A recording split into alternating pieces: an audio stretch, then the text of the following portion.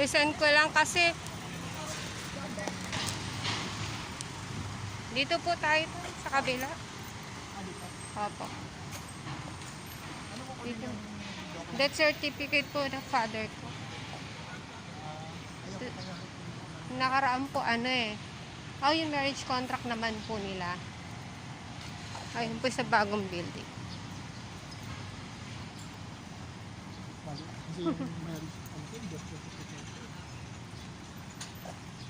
Alam mo yung onti lang yung tao yata. Oo, parang kakunti na. Kasi more on online na ho.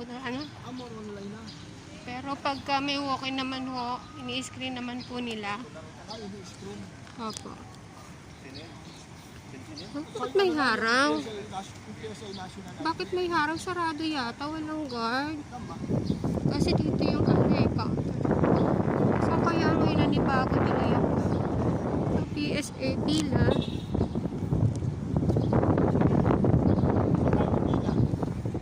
Ngayon kukuha ho tayo ng papel napipil upan kung ano yung i-request.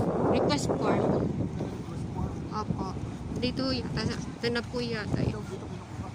Dito po tayo kukuha. Kasi last time pwede may entrance. Ayun, meron. Opo, ito po.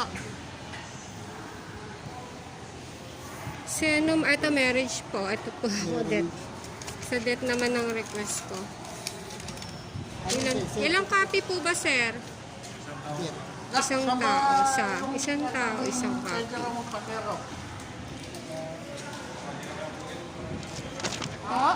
Talabat pa. Okay, thank you.